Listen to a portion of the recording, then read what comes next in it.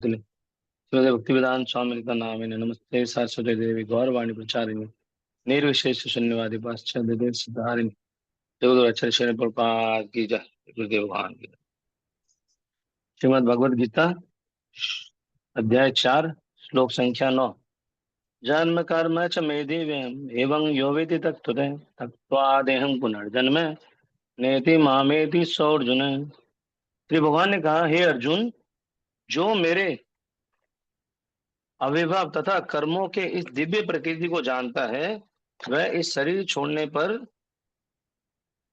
वह इस शरीर भौतिक शरीर इस शरीर छोड़ने पर भौतिक संसार में पुनः जन्म नहीं लेता, अपितु मेरे सनातन धाम को प्राप्त होता है।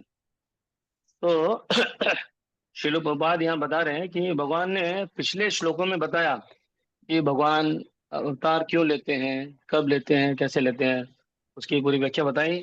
प्रभुपाद जी बोल रहे हैं कि ये श्लोक बहुत इंपॉर्टेंट है।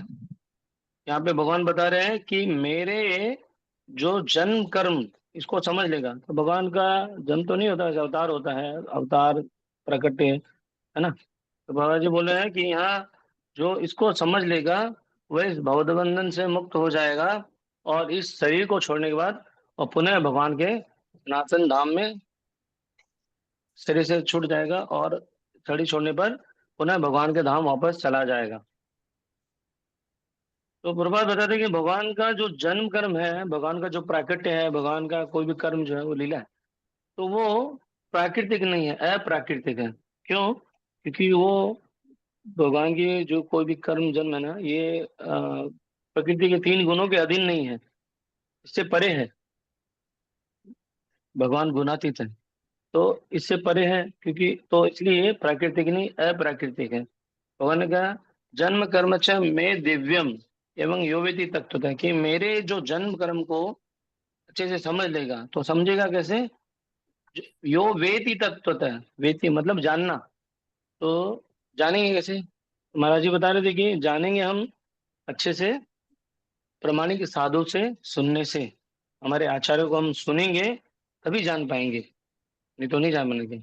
हम लोग देखते हैं कि हम बहुत दिन से अपने आप में भगवद गीता पढ़ते हैं, ठीक है, थोड़ा बहुत तो समझ में आता है, बाकी उसका जो गूढ़ रहस्य रहस्य है उसको हम नहीं समझ पाते अपने में अपने, क्योंकि हमारी बुद्धि इतनी अच्छी नहीं है, कलुषित दिमाग है, मन है हमारा, तो हम उसको अच्छे से नहीं समझ पाते हैं। तो हमें अपने आचार्यों को, अपने गुरु को, साधु पुरुष से सुनेंगे तभी हम समझ पाएंगे। तो क्या समझ पाएंगे? कि तत्वतः, तत्वतः, तत्व को, भगवान के तत्व को। तो यहाँ तत्व क्या है? तत्व का अर्थ हो गया कोई भी वस्तु, पदार्थ या कोई भी जीव का जो सोर्स पॉइंट है, कि कहाँ से ये उत्पन्न हुआ, पैदा हुआ है। जैसे हम लोग उदाहरण में इसको पानी को ले सकते हैं। पानी है, पानी का सोर्स क्या है? पानी ये नहीं खारा पानी, मीठा पानी, ये पानी, वो पानी, गंगा जल, जमुना जल। पानी का उद्गम कहाँ से है? कि H2O है ना, दो हाइड्रोजन का मॉलिक्यूल एक ऑक्सीजन का मॉलिक्यूल मिला के पानी बनता है, तो इसका उद्गम वहां से है। तो वैसे ही भगवान का उद्गम कहाँ से है? भगवान क्या है? तो भगवान का उद्गम तो कोई हम नहीं जानते हैं, पर हम ये जान सकते हैं शास्त्र साधु के माध्यम से कि भगवान नित्य है, शाश्वत है। भगवान इस जन्म मन के चक्कर में नहीं होते, और भगवान अविनाशी है, गुणातीत है, कालातीत है ना। और भगवान का जो शरीर है वो हमारे से पंचभूतों से नहीं बनता। भगवान का दिव्य शरीर होता है, उसमें मांस, मज्जा, हड्डी, खून ये सब नहीं रहता है। तो प्रभात ये बता रहे हैं यहाँ पे कि जो इस बात को समझ जाएगा, भगवान बोल रहे हैं कि जो इस बात को समझ जाएगा वो मेरे धाम को आ जाएगा। तो देखिए, बहुत सिंपल शब्दों में भगवान ने पूरा रहस्य को बता दिया है। हम जब श्रीमद् भगवद गीता सुनते हैं तो हम देखते हैं काफी जगह भगवान ने ये बताया है कि इस सब का जो मालिक है वो मैं ही हूँ, सबका सोर्स मैं ही हूँ, जो सब चीजों में बेस्ट है वो मेरे से ही निकलती है। मत्ता परतरम नान्यत् किंचित दस्ति धनंजय मैं श्रीमंदम प्रोक्तम सूत्रेण मणिगणा इव, कि सब कारणों का कारण ही मैं हूँ, सब मेरे से ही निकलता है। वो वस्तु तो हम देख नहीं पाते, माला में जैसे मोती पिरोए रहते हैं, पर धागा पिरोए रहता है तो हमें वो मोती धागा फूल दिखाई देता, पर धागा नहीं दिखाई देता। पर वास्तव में जो साधु पुरुष होते हैं उनको वो धागा दिखाई देता है कि उससे वो माला बनी हुई है ना। तो हम अगर अच्छे साधु महापुरुष से ये सुनेंगे समझेंगे तो हम समझ जाएंगे कि हम माया से मोहित नहीं होंगे। हम ये समझ पाएंगे कि सब कुछ भगवान से ही है, तो इस माया से बच पाएंगे और हम भगवान की भक्ति करेंगे, है ना।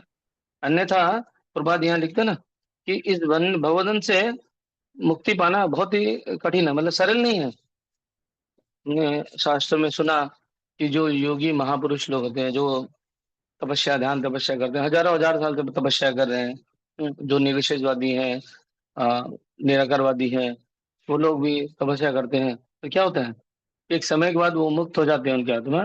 पर प्रभुपाद बोलते हैं वो भी टेम्पररी है। क्यों? क्योंकि वो भगवान की जो ब्रह्म ज्योति है, भगवान से जो प्रकाश निकलता है उसमें मिल जाती है। पर इस कॉन्टेक्स्ट में प्रभुपाद जी बोलते हैं पर वो भी क्या होता है, टेम्पररी हो जाता है कभी कभी। क्यों? क्योंकि प्रभुपाद बोलते हैं once a flight is taked off, it has to be landed. एक बार कोई फ्लाइट उड़ गई ना तो लैंड वापस करना पड़ेगा। तो वैसे ही ये आत्मा एक बार तो वहां मिलके मुक्त हो जाती है, पर वहां पे वो इनएक्टिव हो जाती है। क्यों?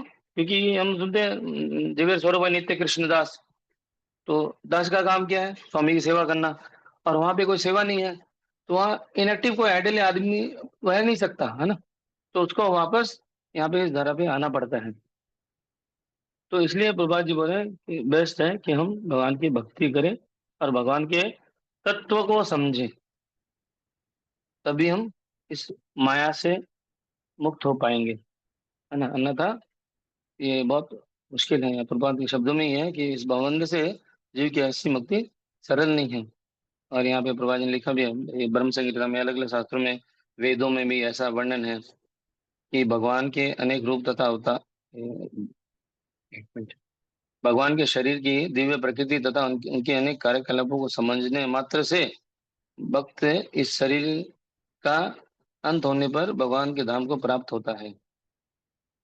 तो हमें यही समझ में आया इस श्लोक से कि जब हम भगवान के तत्व को जान तत्व से जान लेंगे कि भगवान आखिर कौन है, तब हम और इस झूठी माया से मोहित नहीं होंगे।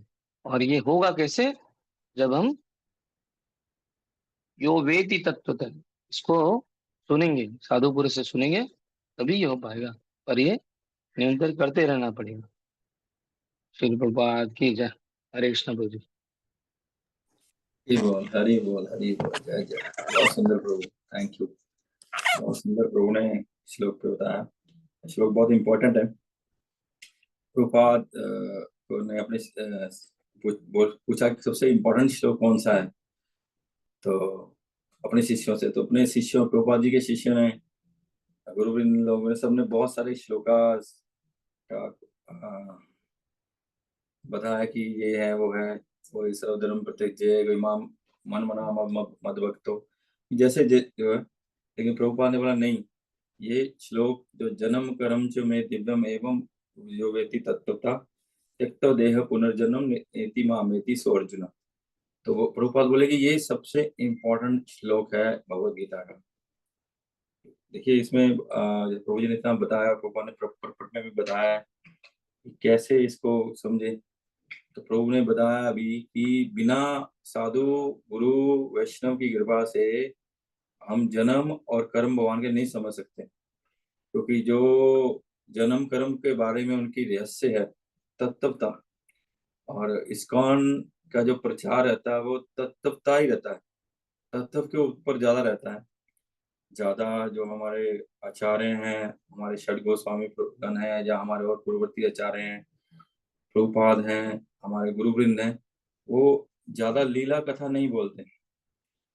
लीला कथा बोलते हैं, लीला कथा एग्जाम्पलरी बोलते हैं, लेकिन ज्यादा तत्व ही समझाते हैं, क्योंकि भगवान गीता में रिपीटली बोलते हैं कि तत्व समझो। बेसिकली उसके पीछे में रहस्य क्या है, उसका कारण क्या है। एक तो लीला हो गया, लीला धिया लीला, भगवान की सब लीलाएं मधुर होती हैं। सब लीला को श्रवण करने से, उनका स्मरण करने से बहुत आनंद में होती हैं, हमको आनंद आता है। निश्चय ही हमारा शुद्धिकरण तो होता है उससे, लेकिन हम उसको डीपली, भगवान ने ये किया क्यों, उसके पीछे कारण क्या, उसके पीछे रहस्य क्या है, भगवान क्यों अवतरित हुए, उसके पीछे रहस्य क्या, भगवान किसकी पे कृपा करने के लिए अवतरित हुए, उसके पीछे रहस्य क्या है, वो सब रहस्यों का उद्घाटन तत्वता हो सकता है। लीला हुई, भगवान जी अपने सखाओं के साथ खेलने गए, खेलते-खेलते बॉल यमुना जी में गिरी तो वहाँ कालिया नाग था, तो नाग सब सब पशुओं-पक्षियों को, यमुना के जल को बहुत विषैला कर रखा था, तो भगवान उसमें कूद गए, भगवान उसके सिर पे नाचे, उसका ज़हर निकाल दिए, भगवान उसको भगा दिए। बहुत सुंदर है, लेकिन उसके पीछे कारण क्या है? क्या कारण है? तो वो रहस्य भगवान की प्रत्येक लीला के पीछे रहस्य रहते हैं और एक नहीं, वो अनेक रहस्य रहते हैं। भगवान किसी एक कारण के लिए नहीं आते, जैसे इससे पूर्ववर्ती ये श्लोक सब इम्पोर्टेंट है और खासकर ये यदा यदा ही धर्मस्य या परित्राणाय साधुनो, ये तो हम सब लोगों को भी, जो भी आस्तिक है नास्तिक है, इनको मालूम है। तो ये सब श्लोक बहुत इम्पोर्टेंट है, प्रीचर्स के लिए बहुत इम्पोर्टेंट है। ये भी जन्म कर्म च मे दिव्यम, ये सब हमको आने चाहिए, क्योंकि टीचिंग करते हुए इसका इससे हम लोग एग्जाम्पल दे सकते हैं कि भगवान क्यों आते हैं। भगवान ने बताया भी, मैं क्यों आता हूँ, मैं साधुओं को आनंद देने, जो मेरे भक्त हैं मैं उनको आनंद देने आता हूँ, जो असुर हैं उनको मैं उनका विनाश करने आता हूँ, धर्म की स्थापना करने आता हूँ। वो कौन सा धर्म? वो धर्म पराधर्म, पराधर्म जो परम धर्म है, उस धर्म की स्थापना करने आते हैं। भगवान सामान्य धर्म की स्थापना करने नहीं आते, भगवान हमारे वर्णाश्रम धर्म की स्थापना करने नहीं आते, भगवान कोई वैश्य शूद्र क्षत्रिय ब्राह्मण के धर्म की स्थापना करने नहीं आते। भगवान परम धर्म, सर्व धर्मों से जो ऊपर श्रेष्ठ धर्म है, जो प्रत्येक जीव का धर्म है, उस धर्म को स्थापना करने आते हैं। लेकिन उसे समझेंगे कैसे? उसको समझना बहुत मुश्किल है। हालांकि अगले श्लोकों में भगवान बताते हैं कि ये यथा माम, एक श्लोक छोड़ के, कि जो जो से जैसा होगा वैसे मेरा आदान प्रदान करेगा, वैसे उसको मैं उसके साथ आदान प्रदान करूंगा। उस जैसे जैसे ग्रेजुअली हम आगे बढ़ते हैं, वैसे वैसे इस रहस्यों का उद्घाटन होता है। और जितना हमारा डिटर्मिनेशन है, उसके ऊपर फोकस है, जितनी हमारा उसके प्रति श्रद्धा है, उतना ही हमको शास्त्र या साधु की बात समझ आएगी। अन्यथा हम सुनेंगे, लेकिन हमको समझ नहीं आएगा। अगर हमारा उसके ऊपर श्रद्धा नहीं है, हमारा उसके ऊपर फोकस नहीं है, तो हमको समझ नहीं आएगा। मैं कल परसों एक परम पूज्य स्वयं भगवान के शिव महाराज के लेक्चर सुन रहा, उसमें भी वो भी यही बता रहे थे।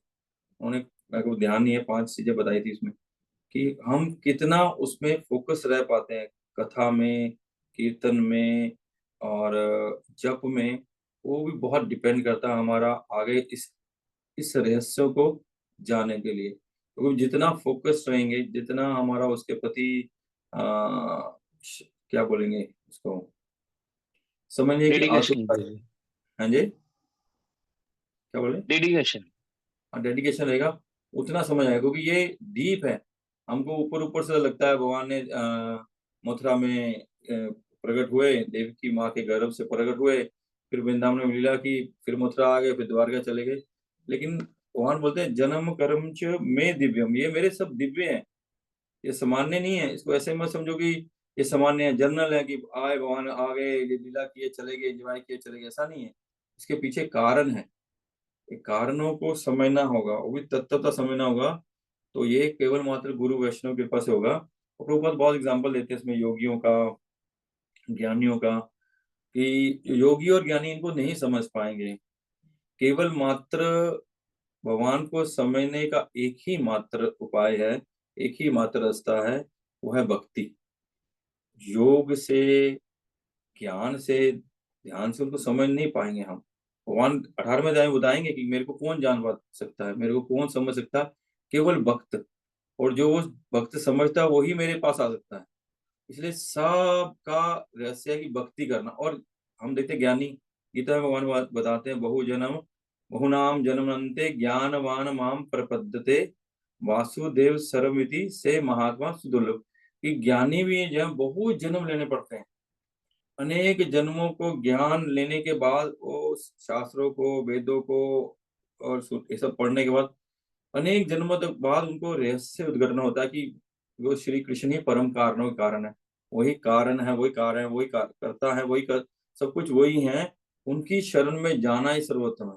तो हमारा पता नहीं, हम भी ज्ञानी थे क्या थे, पहले क्या जन्म में हुआ, क्या साधु कृपा हुई कि हमको अभी प्रभुपाद की शरण में आए हैं। तो प्रभुपाद तो फोकस्ड है। हम देखते हैं ना, प्रभुपाद का कोई लेक्चर हो, कि जीवन की कोई घटना हो, उनका केंद्र बिंदु सिर्फ कृष्ण है। कृष्ण से हट के जैसे प्रभुपाद बोलते भक्ति क्या है, always remember Krishna, never forget Krishna. तो वो हम देखते हैं प्रभुपाद की लाइफ में वो एक्चुअली ही है। हर चीज का शुरू अंत सब कुछ कृष्ण ही है उनके लिए। तो वो ऐसे भक्ति से, इसलिए वो भगवान ने उनको इतनी कृपा की, उनको उनके गुरु को वाक्य को, उनके गुरु के आदेश को पूरा करने के लिए शक्ति दी। हम गुरु महाराज कृपा करके अपने शिष्यों को आदेश देते हैं, लेकिन जब हम फोकस नहीं रहेंगे, हम उसके प्रति डेडिकेटेड नहीं रहेंगे, हम उसके प्रति समर्पित नहीं रहेंगे, तो वो ना गुरु और ना भगवान हम पे वो शक्ति कृपा नहीं मिलेगी कि हम उसको पूरा कर पाए, तो हम अधूरे रह जाएंगे, हमारी भक्ति कंप्लीट नहीं होगी। लेकिन हम अगर फोकस्ड हैं कि हमको ये डेडिकेटेड है, हमको ये करना करना है, तब जाके हमारी सक्सेस मिलेगी।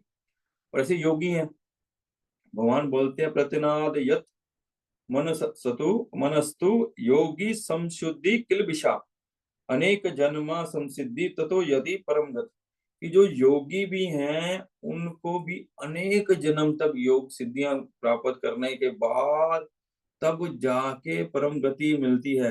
वो भी कोई भी योगी है, भगवान 6 चैप्टर में बोलते योगी भी कोई भी योगी है, लेकिन जब तक उसके योग का फोकस कृष्ण नहीं होगा, उनके योग का फोकस भक्ति नहीं होगी, तब सक्सेस नहीं मिलेगी। मतलब प्रत्येक कार्यों का फोकस, हमारा चिंतन स्मरण वो होना चाहिए कि कृष्ण की इच्छा को पूर्ण करना, कृष्ण के साथ जुड़ना, भगवान के साथ जुड़ के उनकी इच्छाओं को पूरे करते हुए उस समय तब जाके धीरे धीरे भगवान अपने आप को गुरु की कृपा आशीर्वाद से, गुरु की कृपा से प्रकाशित करते हैं। तब हम उस रहस्य को जान पाते हैं। देखते हैं ना, हम जब भी गीता पढ़ते हैं, जब भागवत पढ़ते हैं या रामायण पढ़ते हैं, तो प्रत्येक बार जब पढ़ते हैं तो हमको उसमें से कुछ नया अनुभव होता है। हम जब आज पढ़ रहे हैं, आज हम जो पढ़ रहे हैं, जो चर्चा कर रहे हैं, लेकिन हम इसका 1 साल बाद, 6 महीने बाद चर्चा करेंगे तो यही चर्चा नहीं होगी सेम। अगर डेडिकेटेडली हम अगर भक्ति कर रहे हैं, तो हम ग्रेजुअली आगे जो बढ़ेंगे, तो हमारा जो अनुभव है, जहाँ भगवान का जो रहस्य है, कुछ और उससे आगे बढ़ के हमको समझ आएगा। क्योंकि हमने बहुत साधु को, बहुत गुरु को, वैष्णव को सुनेंगे, जब उनके मुख से सुनेंगे तो हमको इस रहस्य का पर्दा कुछ और उठेगा। हमारे चित्त में जो माया का पर्दा पड़ा हुआ है वो थोड़ा और साफ होगा, तो हमको और रहस्य का उद्घाटन होगा। इसलिए ये एक ही नहीं रहता। ये शास्त्रों के जो ये विद्या है, दिव्य ज्ञान भी है, जो वो भी हमको धीरे धीरे प्रकाशमान और होता है। जैसे जैसे हम उनके करीब जाते रहेंगे, वैसे वैसे और प्रकाशित होते रहेंगे, वो समझ लेंगे। इसलिए जैसे जैसे हम इनको पढ़ते हैं, बार बार पढ़ते हैं, बार बार पढ़ते हैं, तो हमको इनके धीरे धीरे धीरे धीरे और इसमें रहस्य उद्घटित होते हैं। तो ये हुआ 4.9। बहुत इंपॉर्टेंट श्लोक है, सब श्लोक इंपॉर्टेंट है वैसे गीता के। आगे चलते हैं 4.10। वीतराग भया क्रोध मन्मया मामुपाश्रिता भयवो ज्ञान तपस्सा पूता मदभाव मनागत पूता मदभावम अगत। भगवान बोलते हैं, तो प्रदीप जी हैं। हाँ, हरे कृष्णा प्रभु जी। आसक्ति, भय तथा क्रोध से मुक्त होकर मुझमें पूर्णतः तन्मय होकर और मेरी शरण में आकर बहुत से व्यक्ति भूतकाल में मेरे ज्ञान से पवित्र हो चुके हैं। इस प्रकार से उन सबों ने मेरे प्रति दिव्य प्रेम को प्राप्त किया है। हरे कृष्ण। तो भगवान ने बताया कि मैं जब धर्म की हानि होती है, गिलानी होती है, धर्म की पूर्ण स्थापना करने के लिए मैं फिर आता हूँ। मैं भक्तों को आनंद देने के लिए, दुष्टों का विनाश करने के लिए, और परम धर्म की स्थापना के लिए आता हूँ। फिर बोले कि मैं परम धर्म की स्थापना करता हूँ, और मेरे पास मेरी जो ये आने का और जाने का और यहाँ जो मैं करता हूँ उसके रहस्य को कोई जान जाता है, तो वो मेरे धाम आया था, उसको पुनः वापस यहाँ कष्टों के संसार में आना नहीं पड़ता। तो बोले कि पहले कोई ऐसा कुछ हुआ है क्या, पहले एग्जाम्पल होना चाहिए ना कि ऐसे हुआ। हम भगवान तो अनंत काल से हैं, अनंत काल तक रहेंगे, उनका ना आदि है ना कोई अंत है। भगवान बार बार भगवान बोलते मैं युग युग में आता हूँ, उन्होंने 2 बार बोला मैं युग युग में आता, पर ऐसा आए हैं, लीला किए हैं, क्या उन लीलाओं को कोई समझ पाया भी है, नहीं पाया? अगर उस रास्ते पे चल के कोई सक्सेसफुल हुआ है, नहीं हुआ है? ऐसा भी तो हो। भगवान बोलते हैं बहुत लोग सक्सेसफुल हुए जो इस रास्ते में चले हैं, वो बहुत लोग सक्सेसफुल हुए हैं, और उस सक्सेसफुल होने के बाद उन्होंने कृष्ण प्रेम की प्राप्ति की है। वो कृष्ण प्रेम की प्राप्ति होके वो इस जन्म मृत्यु जरा व्याधि से चक्कर से छुटकारा पाए हैं, और वो भगवत धाम को प्राप्त किए हैं। तो यहाँ प्रभुपाद ने बहुत सुंदर सुंदर, बहुत इसका परपट बहुत सुंदर है, हम सबको पढ़ना चाहिए। तो यहाँ क्या है बताया कि भगवान बोलते वीत राग भय क्रोध, जो राग भय और क्रोध से मुक्त हो जाता है और मेरे पे आश्रित हो जाता है, वो इस रहस्य को जान पाएगा। वैसे तो हम जो हमारे पास जो राग है, राग में आसक्ति, भय, क्रोध, आसक्ति, क्रोध और भय और क्रोध से जब मुक्त हो जाएंगे, तब जाके हम भगवान को समझ पाएंगे। लेकिन हम उससे होंगे कैसे, वो भगवान ने लास्ट में ये भी लिखा है। तो वैसे आसक्ति क्या, आसक्ति क्या है?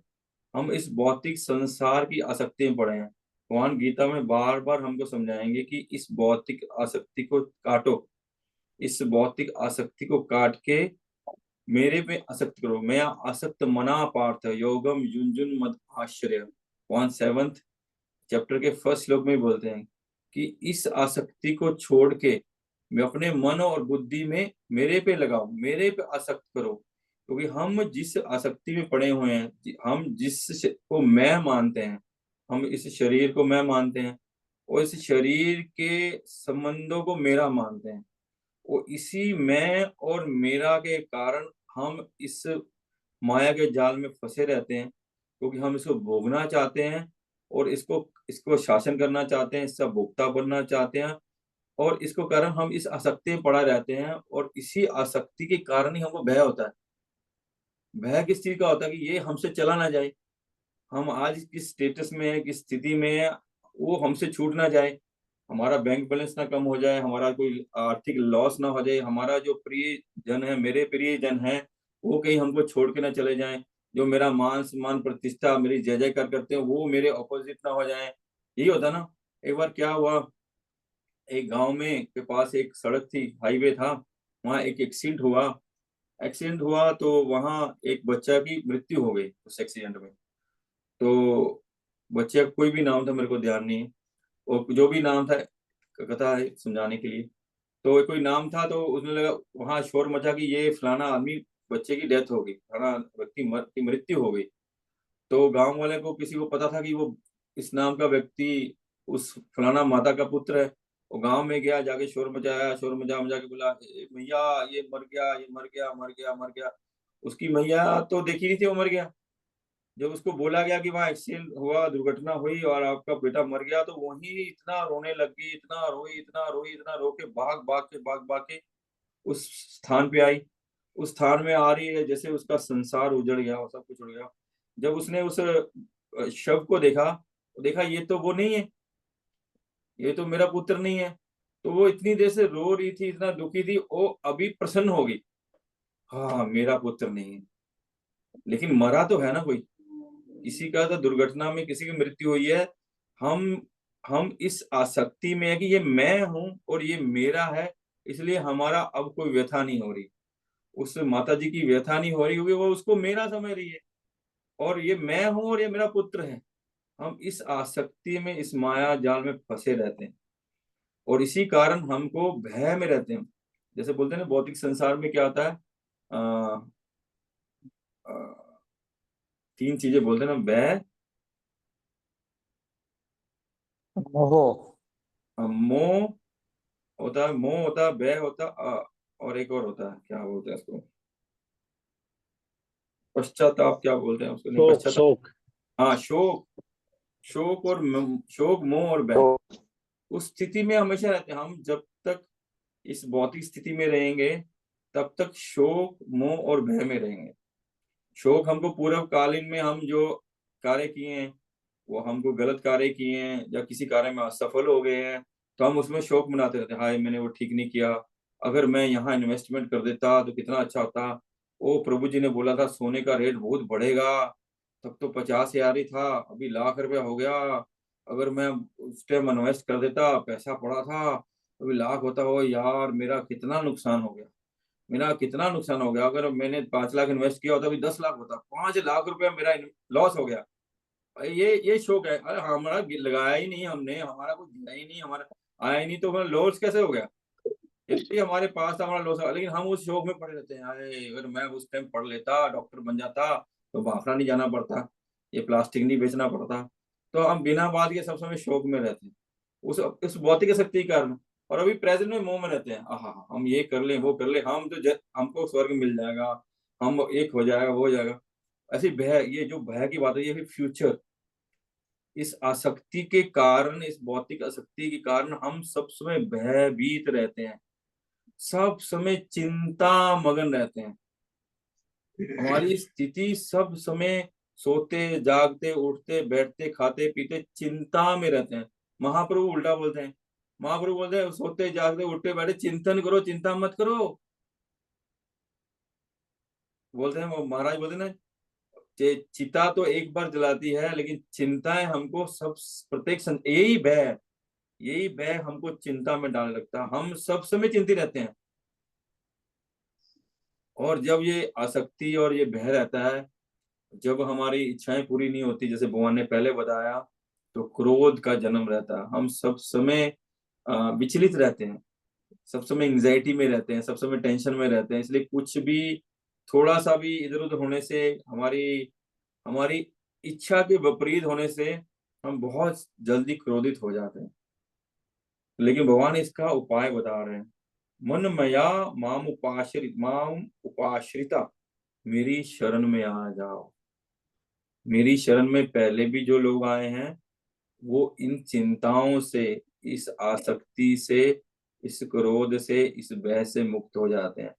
क्योंकि जो भगवान के चरणों में आश्रित हो जाएगा, कृष्ण कृष्ण महाबाहु भक्ता नाम अभयंकरम। हे महाबाहु कृष्ण, आपके भक्त अभय हो जाते हैं। अभय चरणारविंद भक्ति विधान स्वामी शिला प्रभुपाद, अभय मिल जाता, अभय दान देते हैं भगवान। सब भय से मुक्त होते हैं, क्योंकि वो भगवान पे आश्रित होते हैं। ना वो किसी आसक्त होते हैं, ना उनको किसी चीज को मिलने की खुशी होती है, ना किसी चीज के जाने का गम होता है। इसलिए क्रोध नहीं होता, भय नहीं होता। भय किस बात का? बोले जब करने कराने वाला वो ठाकुर है। जब हम ठाकुर के हो गए तो हमको चिंता किस बात की है? इसलिए वो भयभीत नहीं होते कभी। इसलिए भगवान बोलते हैं मेरे ऊपर आश्रित हो जाए। तो प्रभुपाद यहाँ प्रपट में बहुत सुंदर शिक्षाएं दी है। लास्ट में लिखा, मनुष्य को भौतिक जगत के प्रति आसक्ति की 3 अवस्थाओं से छुटकारा पाना होता है। ये आध्यात्मिक जीवन की उपेक्षा, आध्यात्मिक साकार रूप का भय, और जीवन की हताशा से उत्पन्न शून्यवाद की कल्पना। 3 स्थितियां बताई हैं प्रभुपाद ने, बहुत डिटेल से भी इसमें दिया है। कि जो नास्तिक हैं, एक तो वो नास्तिकवाद में लगे रहते हैं और तमोगुण में रहते हैं, अज्ञान में रहते हैं, और किसी प्रकार का भगवान के प्रति श्रद्धा नहीं है, किसी प्रकार का ज्ञान नहीं है, ऐसे लोग हैं। और एक है जो क्रोध में रहते हैं, कि वो शून्यवादी होने चाहते हैं। तो प्रभुपाद एक बोल रहे आध्यात्मिक साकार, कि भगवान के साकार रूप को स्वीकार नहीं करते। वो बोलते हैं ये शरीर ही हमारे दुख सुख का कारण है। अगर ये शरीर चला जाएगा तो हमारा दुख सुख चला जाएगा, हमारे सारे भय कष्ट मुक जाएंगे। यदि वो शरीर की खत्म होने को मुक्ति मानते हैं, या वो शरीर को खत्म करके निर्विशेष निराकारवाद को मानते हैं, क्योंकि वो साकारवाद से डरते हैं कि ये शरीर के कारण, ये साकार रूप के कारण हमको सुख दुख मिलता है। और भगवान के भी साकार रूप को मानते नहीं वो बोलते हैं कि भगवान एक दिव्य ज्योति है, दिव्य ज्योति में जाने से हमारा सब सुख दुख खत्म हो जाएगा। निश्चय ही भगवान का जो दिव्य ज्योति है, वहां सुख दुख नहीं है, वहां कुछ नहीं है, केवल प्रकाश है। वहां कुछ भी एक्टिविटी नहीं है, वो इनएक्टिव प्लेस है। बोले कि बहुत सारे लोग तो वहां जाके खत्म होना चाहते हैं, कि उसमें हम ज्योति से निकले, ज्योति में खत्म। बोले ऐसा नहीं होता है। भगवान एक व्यक्ति है, ऐसे हम भी एक व्यक्ति हैं। भगवान की आइडेंटिटी है, हमारी आइडेंटिटी है। अगर हम उस प्रकाश में चले जाएंगे, हमको सेवा नहीं मिलेगी, जैसे प्रभु जी ने बताया इस पिछले श्लोक में, तो हमको वहां आनंद नहीं आएगा। क्योंकि हम सिर्फ ज्ञान में नहीं है, हम नित्य तो है ही, हम सिर्फ ज्ञान में नहीं है, हम आनंद में हैं। जब तक उस आनंद का आदान प्रदान नहीं होगा, उस आनंद का आस्वादन नहीं होगा, तब तक वो कंप्लीटनेस नहीं आएगी।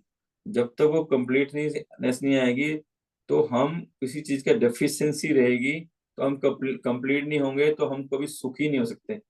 इसलिए पुनः पुनः हमको उस स्थान से उस लोग उनको वापिस आना पड़ता है। बोलते हैं और कुछ शून्यवादी हैं, ये तो निराकारवादी हैं, शून्यवादी हैं, बोले कोई लोग बोले शून्य में चले जा, ना कुछ लेना ना देना। शून्यवादी बोले ये सब जो शून्यवादी हैं, निराकारवादी हैं, जो नास्तिक है, कभी भी जीवन का लाभ नहीं ले पाएंगे, जब भी कभी भी जीवन में आनंद नहीं ले पाएंगे, कभी सुखी नहीं हो पाएंगे। इसलिए उन्होंने आगे बताया आदो श्रद्धा, 9 जो स्टेज हैं भक्ति में भगवान के प्रेम को प्राप्त करने के लिए, जिससे हम भगवान को आश्रित हो सकते हैं।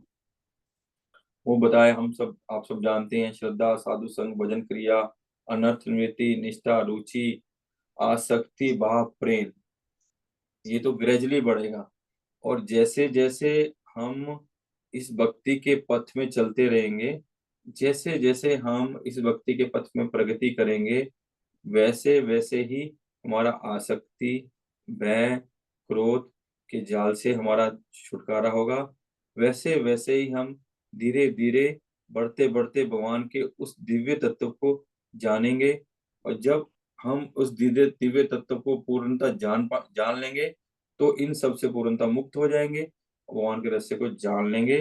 और उससे क्या होगा, हम भगवान से साक्षात्कार होगा, कृष्ण प्रेम मिलेगा, हम दिव्य आनंद की अनुभूति करेंगे और आनंद में हो जाएंगे। उस आनंद में आनंद कंद भगवान की सेवा में नित्य स्थापित हो जाएंगे। वो जहाँ उनकी सेवा, जिस सेवा में वो रखना चाहते हैं, उसी सेवा में हम लोग पहुंच जाएंगे। ठीक है, समय है, एक श्लोक और कर लेते हैं अभी इसके। लेकिन परपट पढ़ेंगे आप लोग ना, तो ज्यादा अच्छा है। परपट पढ़ लेने से आपको बहुत अच्छे से समझ आएगा। और बॉस को भी प्रभुपाद बहुत डिटेल में हमको समझाने, परपट में बहुत कुछ लिखे रहते हैं, उतना कुछ बोलना संभव भी नहीं है। आगे चलते हैं। ये यथा माम प्रपदन्ते तांस्तथैव भजाम्यहम्, माम वर्तमानो अनुवर्तते, माम वर्तमानो अनुवर्तन्ते मनुष्या पार्थ सर्वशा। जिस भाव से सारे लोग मेरी शरण शरण ग्रहण करते हैं, उसी के अनुरूप मैं उन्हें फल देता हूँ। हे पार्थ, प्रत्येक व्यक्ति सभी प्रकार से मेरे पथ का अनुगमन करता है। हरे कृष्ण। तो अब चर्चा हुई कि शून्यवादी, ब्रह्मवादी और नास्तिकों की और भक्तों की। तो जिस भाव से भगवान बोलते हैं, जो जिस भाव से मेरे पास आएगा, मैं उसी भाव से उसको प्राप्त होऊंगा। तो भगवान तो हमारे भाव को जानते हैं, हमारे शब्दों पे कुछ नहीं पड़ा। हम तो अभी क्लास दे रहे हैं, मैं अपनी बात कर रहा हूँ, बहुत बड़े बड़े शोध शब्द बोल देते हैं, क्योंकि हमने किसी साधु से सुने हैं, उनका अनुभव है। वो उस शब्दों को अनुभव के माध्यम से उस अपनी भक्ति की उस क्या बोलेंगे, सिद्धि के माध्यम से उन्होंने इस शब्दों को लिखा है। और बहुत सारे वरिष्ठ भक्त, बहुत सारे साधु उन अपने भक्ति की तपस्या के माध्यम से उन सारे शब्दों को अनुभव करके हमको सुनाते हैं। और मेरे जैसे लोग तो सिर्फ कॉपी पेस्ट करते हैं कि ठीक है उनसे सुना तो बोल देते हैं, तो अनुभव गम्य नहीं है। लेकिन वो जो अनुभव है, तो उनके द्वारा हम सुनते हैं, लेकिन उससे भी हमारा कल्याण होता है। क्योंकि प्रभुपाद भी बोलते हैं कि ज्यादा होशियार बनने की जरूरत नहीं है, जो सुनते हो उसको समझो, उसको पालन करो और बोलो। ठीक है, हम लोग सुन रहे हैं और पालन करने का, समझने का और पालन करने का प्रयास करेंगे। जैसे जैसे हमारा शरणागति बढ़ेगी, वैसे वैसे उसको पालन करने का प्रयास करेंगे। तो फिर भी हम उनको बोल देते हैं, इसलिए बड़े बड़े शब्दों को। लेकिन भगवान की गुरु वैष्णव कृपा होगी तो हम एक दिन उसको अनुभव कर पाएंगे। तो भगवान बोलते हैं जो जिस स्तर पे होता है, जो जैसा मेरे साथ रेसिप्रोकेट करता है, आदान प्रदान करता है, मैं उसके साथ वैसा ही करता हूँ। भगवान सबको, भगवान क्योंकि भगवान तो सब जगह ही है, कण अणु में है, कण में है, हमारे अंदर, हमारी आत्मा के वो सुहृद वो है, वो उनके साक्षी हैं, उनके मित्र हैं, उनके सब समय हमारे संगी हैं। तो भगवान तो हमारे साथ हैं ही, लेकिन हम जिस प्रकार से, जितने जिस लेवल में हैं, जैसा हम उनके प्रति हमारी श्रद्धा या शरणागति है, उसी लेवल में भगवान हमारे साथ आदान प्रदान, उसी रूप में भी उसी प्रदान करते हैं। देखिए, भगवान मिले, रावण को मिले रामचंद्र जी, भगवान श्री रामचंद्र को तो मिले ना, क्योंकि वो उनको एज ए दुश्मन, क्या बोलेंगे, शत्रु के रूप में उनको चिंतन कर रहा था, शत्रु मानता था, और उनके चरणों में अपराध किया। तो भगवान उनको मिले, भगवान ने उनको दर्शन दिया। ऐसा नहीं, भगवान ने उनको शत्रु के रूप में ही भगवान मिले, और उन्होंने अपराध किया तो उसकी सजा उनको मिली, उनके चरणों में अपराध किया। ऐसे ही सब समय जब से आकाशवाणी हुई, जब माँ देवकी और वसुदेव जी का विवाह हुआ, आकाशवाणी के उपरांत जब कंस को मालूम पड़ा कि आठवां, देवकी माँ का आठवां पुत्र कंस का वध करेगा, उसी दिन से वो भयभीत हो गया। वो उसी दिन से देवकी के आठवें पुत्र का चिंतन करने लग गया। और जब भगवान प्रकट हुए, उनको मालूम पड़ा ये कृष्ण ही उनका पुत्र, सब समय कृष्ण का चिंतन करने लगे। उसको सोते जागते सब समय कृष्ण का चिंतन था। लेकिन भाव क्या था? भाव था उससे उनके प्रति भय भी था, और प्रति शत्रुता भी थी। समर्पण नहीं था, श्रद्धा नहीं थी उनके प्रति। तो यही चिंतन था। तो क्या हुआ? भगवान आए और भगवान ने उनका वध कर दिया, उनको सजा दी, उनके पापों की सजा दी। ऐसा नहीं, इसलिए भगवान बोलते हैं जो मेरे साथ जैसे बिल्कुल स्मरण करता है, जैसे शरणागत होता है, मैं उसको वैसे उसी के अनुसार उसके साथ आदान प्रदान करता हूँ। जो नास्तिक है, भगवान उसको भी मिलते हैं, भगवान प्रत्येक जीव को मिलते हैं। भगवान बोले कलो अस्मिन, कि मैं काल हूँ, मैं काल हूँ। काल कौन? मैं काल। जब मृत्यु होती है तो काल के रूप में आते हैं, काल के रूप में आते हैं, उनको उसी प्रकार दिखते हैं। क्योंकि हम भगवान के प्रति श्रद्धा, जो अगर कोई जो भक्त होगा, जो भगवान के प्रति शरणागत होगा, जो ठीक से हरे कृष्ण कृष्ण कृष्ण हरे हरे राम राम राम हरे, ठीक से जप करेगा, गुरु की आज्ञा का पालन करेगा, तो श्याम सुंदर बोलते हैं मैं तुमको लेने आऊंगा। और वंशी धारण किए हुए, मोर मुकुट लगाए हुए, पीताम्बरी पहने हुए, जयंती माला पहने हुए, कौस्तुभ मणि धारण किए हुए राधा रानी के साथ आपको लेने के लिए आएंगे। लेकिन अगर हमारी उनके प्रति श्रद्धा नहीं है, तो फिर वो काल के रूप में आएंगे, भय के रूप में आएंगे, हमको उनको देख के भयभीत हो जाएंगे। तो जैसे जो वैसे है, जैसे जो उनके आदान प्रदान करता है, इसी प्रकार जो ज्ञानी है, योगी है, वो ब्रह्म ज्योति में या परमात्मा को ही सब कुछ मानते हैं। तो ज्ञानी है, वो ब्रह्म ज्योति में लीन होना चाहते हैं। तो प्रभुपाद यहाँ लिख रहे हैं कि वो ब्रह्म ज्योति में चले जाते हैं, बहुत कष्ट से वहां पहुंच भी जाते हैं। लेकिन जो ब्रह्म ज्योति की में जाने के बाद पुनः शनैः पुनः मृत्यु लोके विशन्ति, तो उनको फिर से आना पड़ता है, क्योंकि उनकी कुछ ना कुछ उसमें भौतिक इच्छाएं रह जाती है, और वो वापिस उनको भौतिक संसार में आके फिर से अपने इसी कार्य को करना पड़ता है। इसलिए वो आते हैं फिर से, जब ब्रह्म ज्योति से आ गिरते हैं, पुनः पृथ्वी आते हैं। लेकिन भगवान भगवान उनकी भक्ति को वेस्ट नहीं करते हैं। ऐसा नहीं है कि उन्होंने कृष्ण का नाम लिया है तो वो वेस्ट हो जाएगा। भगवान उनको अपॉर्चुनिटी देते हैं भक्तों का संग करने का, शुद्ध वैष्णव का संग करने का, और संग करके फिर शुद्ध भक्ति का लाभ प्राप्त करते हैं, और फिर भगवत धाम जाने का उनका मार्ग प्रशस्त होता है। देखिए, हमने देखा हमारे, हालांकि शिव जी तो लीला कर रहे थे, शंकराचार्य के रूप में आए, उन्होंने मायावाद का प्रचार किया, लेकिन लास्ट में क्या बोले कि भज गोविंदम भज गोविंदम भज गोविंद, गोविंद भजो। इस सारी सबसे सबसे इम्पोर्टेंट है गोविंद। मायावाद का प्रचार किया, लेकिन उन्होंने बोला लास्ट में गोविंद ही सब कुछ है, गोविंद को ही भजो, गोविंद की ही सेवा करो, गोविंद की ही बात सुनो, वो सबसे इम्पोर्टेंट है। पहले तो बोले थे मायावाद है, हम भी भगवान तुम भी भगवान,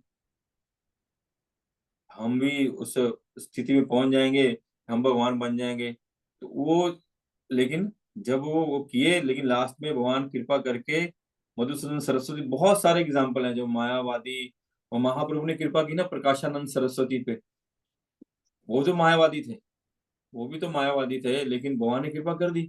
तो मायावादी थे, ठीक है, अगर पथ वो रास्ता भटके हुए हैं तो भगवान लाएंगे, ठीक कर देंगे, लेकिन हम ठीक कर देंगे, ये उनका सौभाग्य था कि भगवान ने उनके ऊपर कृपा की है। तो जो जैसे बजता है, जो ब्रह्म ज्योति ब्रह्म को बजेगा, क्या बोलेंगे, उस प्रकाश को बजेगा, उससे जान जाएगा तो ब्रह्म ज्योति में चला जाएगा। तो योगी है वो भगवान के अपने अंदर में परमात्मा का दर्शन करते हैं, अपने हृदय में।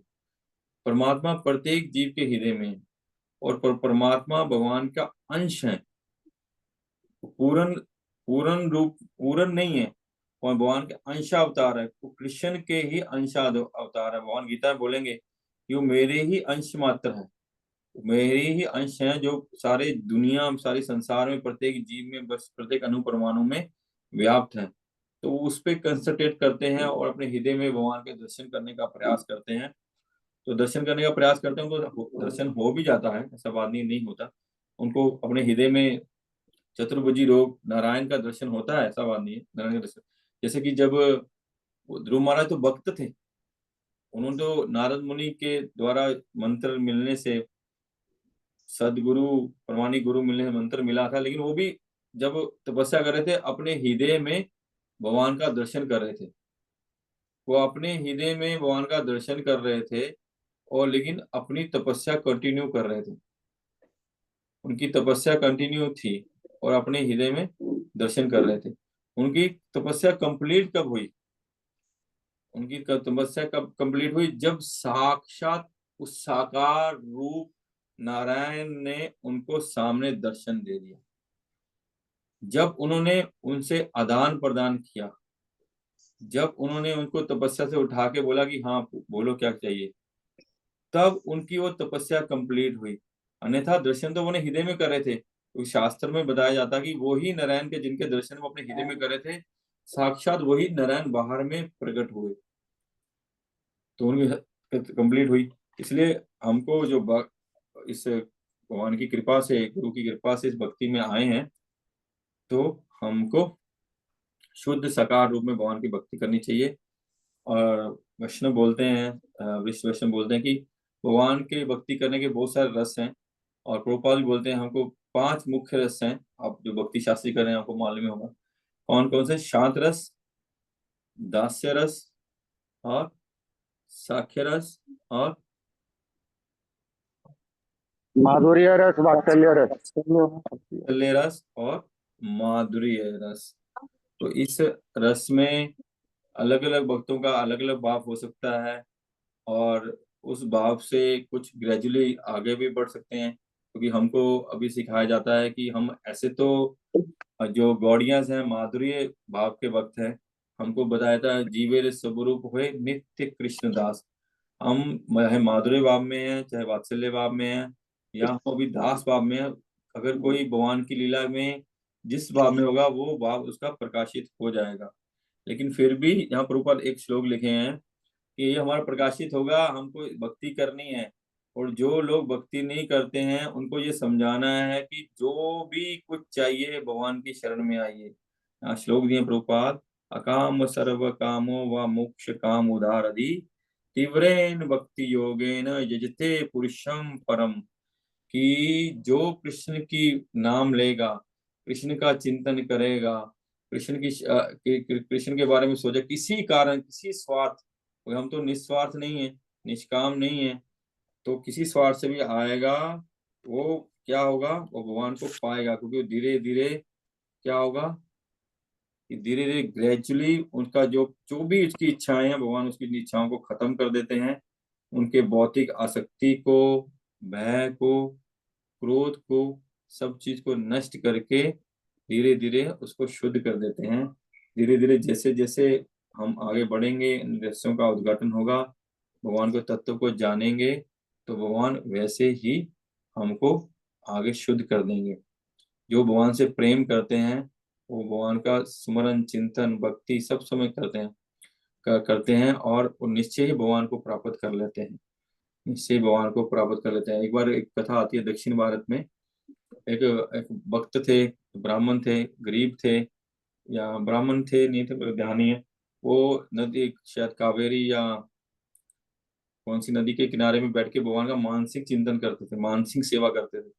वो अपने मन से ही भगवान को के मंदिर को मार्जन करते थे, मन में ही मंदिर बनाया था उन्होंने।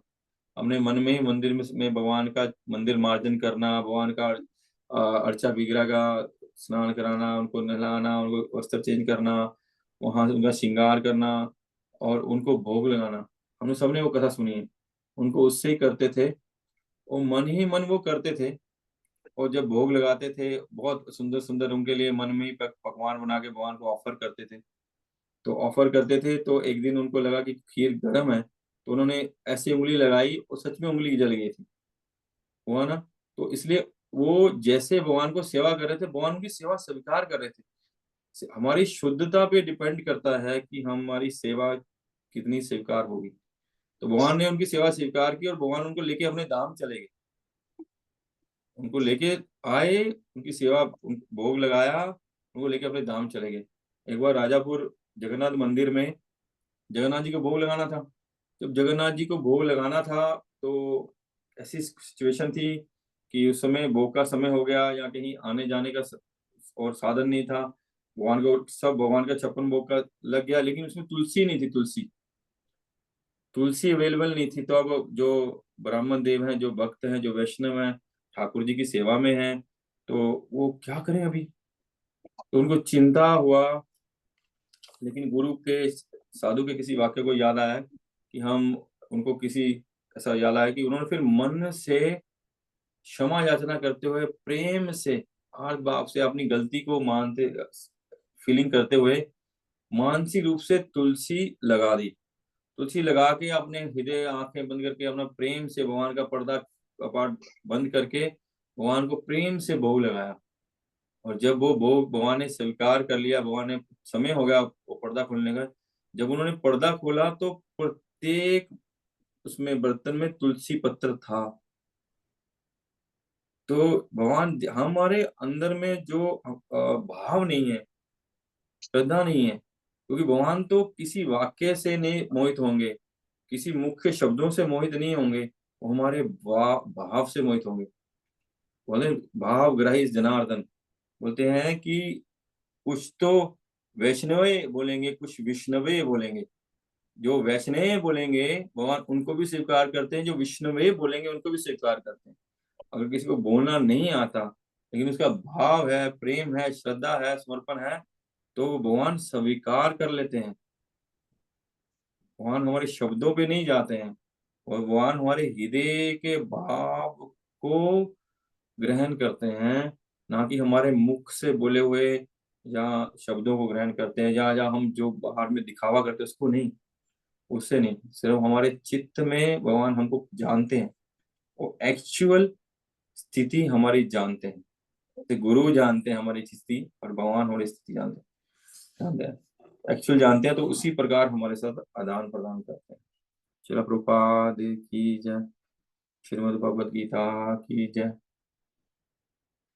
कोई प्रश्न है या कुछ इसको, और आप इसको और कुछ इसमें बोलना चाहें, या इसको और कर पाए, कहीं मेरा मिस्टेक हो वो भी बता पाए तो प्लीज जी बोलिए प्रभु जी।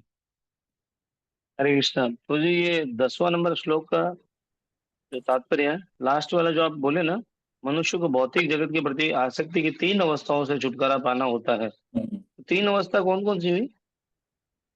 इसमें परपट में भगवान ने प्रभुपाद ने दिया है, एक नास्तिकवाद, एक शून्यवाद, निराकारवाद। यही अवस्था यही है। हाँ यही अवस्था बताइए आप परपट में पढ़ेंगे तो इसमें प्रभुपाद ने बहुत डिटेल से बताया है इसमें। अच्छा। हम्म। नास्तिकवाद, शून्यवाद, निरा, क्योंकि ये तीनों ही स्थितियां हैं, चाहे नास्तिक हैं, चाहे शून्यवादी हैं, चाहे निराकारवादी हैं, भगवान को नहीं पा पाते, भगवान को नहीं पा पाते हैं, क्योंकि भगवान को प्रति इनका देखिए जो निराकारवादी हैं वो भगवान के साकार रूप से ईर्ष्या करते हैं। बल्कि उनकी भर्त्सना करेंगे, ये लोग क्या मूर्ख हैं, ये एक मूर्ति में भगवान पड़े हैं क्या, बोले ये सब आडंबर करते हैं, इस पत्थर में भगवान है क्या। इस प्रकार भगवान शास्त्र बोलते हैं कि मैं वो पत्थर नहीं है, मूर्ति नहीं है, वो अर्चा विग्रह है। और भगवान जब खंबे में से प्रकट हो सकते हैं, एक पत्थर में प्रकट होते हैं, सब वो बोलते हैं सब जगह भगवान है, हर कण कण में भगवान है। जब हर कण कण में है तो फिर उसमें क्यों नहीं है, उनकी उसमें श्रद्धा नहीं है, बाकी सब जगह बोलते हैं। और तो फिर इसलिए प्रभुपाद एग्जाम्पल देते हैं, बोले ठीक है, आपकी अगर मान मान लें, आप तो बोलते हैं कि भगवान सब जगह है लेकिन मंदिर में नहीं है, तो पानी तो पूरे हवा में, आप गिलास में लेके पानी क्यों पीते हो भाई, बोतल में लेके पानी क्यों पीते हो। भगवान अपने भक्तों पे अनुकंपा करने के लिए अर्चा विग्रह के रूप में हमको प्रकट होकर सेवा देते हैं, ताकि हम उससे अपना शुद्धिकरण कर पाए। और साक्षात भगवान है वो। हम शास्त्रों में भगवान की लीलाओं में आचार्यों की कथा में देखते हैं, भगवान उनसे आदान प्रदान करते हैं। जब त्रिपुटी में उनका नाम मेरे को याद नहीं, वो भगवान उनको बोलते थे ये कार्य करो, ये कार्य करो, लेकिन क्या कौन थे वो ध्यान नहीं है। वो बोलते थे मेरे गुरु ने मेरे को जो सेवा दी मैं वही करूंगा। जब हमारे श्रीपाद सनातन गोस्वामी को बोले कि यार मेरे को नमक चाहिए, बोले नहीं भाई, नमक तो मैं नहीं ला पाऊंगा, तुमको पहले ही बोला था मथुरा में कि तुमको मेरे साथ आना तो मेरे जो खाता वही मिलेगा। तो ये हम जो इनको कल्पना समझते हैं, तो वो नहीं पाते भगवान के साकार रूप से उनसे ईर्ष्या करते हैं।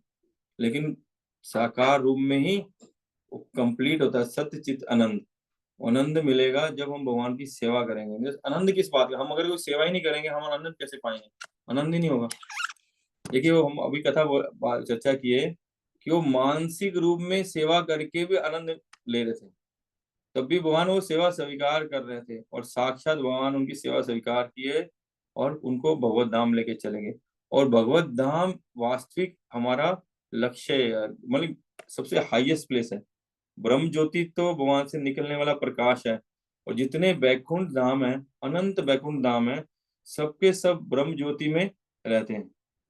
उसमें फिर बैकुंठ धाम है, और उसमें भी बैकुंठ धाम में भी ऊपर साकेत धाम है, फिर द्वारका धाम है, फिर मथुरा धाम है, फिर वृंदावन गोलोक वृंदावन है। वो बनेगा टीओवीपी में, सब बना के वो लोग एग्जीबिशन में हमको दिखाएंगे।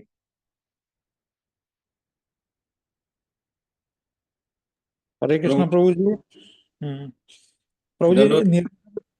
निराकारवादी और पुण्यवादी कौन कौन एग्जाम्पल हो सकते हैं?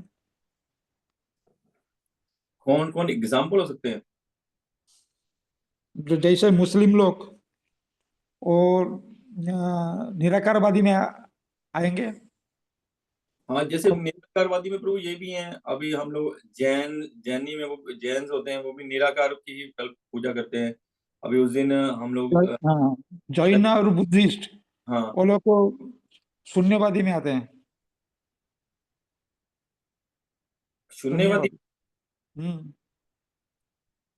और उस दिन मैं अभी सैटरडे गया था, वहाँ एक जैन प्रभु जी आए थे और खिचड़ी हम्म। लेने के लिए। तो वो बोले हम तो निराकार की ही उपासना करते हैं, जिसका कोई आकार नहीं है। तो बुद्धिस्ट लोग तो शून्य। हाँ, बुद्धिस्ट लोग शून्यवादी है। और जो ऐसे जैसे कि सिखिज्म है, वो भी तो निराकार की ही करते हैं, आकार आकार नहीं मानते हैं। वो राम बोलते हैं, कृष्ण बोलते हैं, बोले नहीं नहीं नहीं, लेकिन राम है कृष्ण है लेकिन उनका आकार नहीं है, वो प्रकाश है।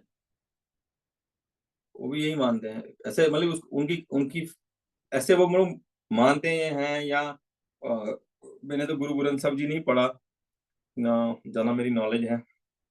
गुरु क्या बोलते हैं मेरे को मालूम नहीं है कि गुरु ने क्या बोला। बाकी क्या होता है, जैसे टाइम काल में सिख से उनका क्या बोलेंगे। जैसे प्रभु जी, बुद्धिस्ट लोग वो लोग आत्मा का मतलब एग्जिस्टेंस के बारे में मानते नहीं। हाँ, वो तो शून्यवाद हो गया ना, हाँ, इसलिए शून्यवादी हो गया। शून्यवादी हो गया वो, कि शून्य हमारी आत्मा खत्म, हमारी आत्मा खत्म हो जाएगी, हम भगवान में जाके खत्म हो जाएंगे, विलीन हो जाएंगे, वो शून्यवाद हो गया। और शून्यवादी में फर्क क्या हुआ प्रभु? प्रभु निराकार हुआ कि हम ब्रह्म ज्योति में जाएंगे, वहीं रहेंगे, एग्जिस्टेंस रहेगा फिर भी, लेकिन शून्यवादी बोले हम खत्म हो जाएंगे कि ज्योत में ज्योत मिल जाएगी, बस जीरो। हाँ, कुछ केमिकल कंपोजिशन हो गया तो जीवन आ गया, और ये सोचते हैं फिर खत्म हो जाएगा, जब अलग हो जाएगा तो खत्म हो जाएगा। हाँ, तो प्रभुपाद लिखते हैं ना गीता में, अगर आप इसको केमिकल कंपोजिशन मानते हैं फिर डरते क्यों हैं? और केमिकल फिर केमिकल बन जाएगा, फिर बन जाएंगे, उसमें क्या डरते क्यों हैं? पौन के एक श्लोक में आएगा, ऐसा भी आएगा, पढ़ लिया या हम पढ़ेंगे, ऐसा कुछ आएगा। ठीक है प्रभु, थैंक यू। हरे कृष्णा प्रभु जी, thank you for this nice class. हम लोग 3 बार प्रभु जी के लिए हरि बोल के प्रभु का धन्यवाद देंगे, हम लोग को इतना सुंदर समझाएं। हरि बोल, हरि बोल, हरि बोल, हरि बोल, हरि हरि बोल। जी बोल। थैंक यू प्रभु जी, थैंक यू। शिला प्रभुपाद की जय। जी, ये शिला प्रभुपाद हमारे आचार्य की कृपा है प्रभु। मैं तो सुनता हूँ या पढ़ के प्रभुपाद कुछ बोल देता हूँ, मेरा कोई अनुभव नहीं है, मेरा कुछ भी रियलाइजेशन नहीं है, लेकिन प्रभुपाद की ये कृपा है हम बद्ध जीवों पे कि समझो भगवान की कृपा, उन्होंने प्रभुपाद को भेजा है कि कलयुग में भी कुछ लोग भगवान को प्राप्त करेंगे, उसका माध्यम बनेंगे प्रभुपाद। प्रभुपाद को भगवान ने निमित्त बनाया, हम जैसे बद्ध जीवों को भगवत धाम लेके जाने के लिए एक रास्ता बनाया, पथ क्या बोलेंगे, मार्गदर्शक बनाया कि उनकी कृपा, उन्होंने रोशनी दे रहे हैं हम। ये प्रभुपाद की कृपा है। ये कितने लोग संसार में इस रास्ते में चलने लगे हैं, लाखों करोड़ों लोग। क्या प्रकाश प्रभुपाद ने किया है, ये हम अगर उसका सही से सोचे ना, अद्भुत कार्य है, अद्भुत कार्य। हम लोग उस दिन क्लास में बोले, हम लोग एक क्लास नहीं चला पाते हैं, एक क्लास में हम लोग 10 आदमी को नहीं संभाल पाते, 10 आदमी को संभालना बहुत मुश्किल हो जाता है। ठीक है, प्रभुपाद कृपा करेंगे तो हम लोग आगे बढ़ेंगे। शिला प्रभुपाद की जय। जय। अर्जुन संवाद गीता उपनिषद की जय। वांछा कल्पतरुभ्यश्च कृपा सिंधु एव च पतितानां पावनेभ्यो अनंत कोटि वैष्णव वृंद कोटि कृष्ण, जय।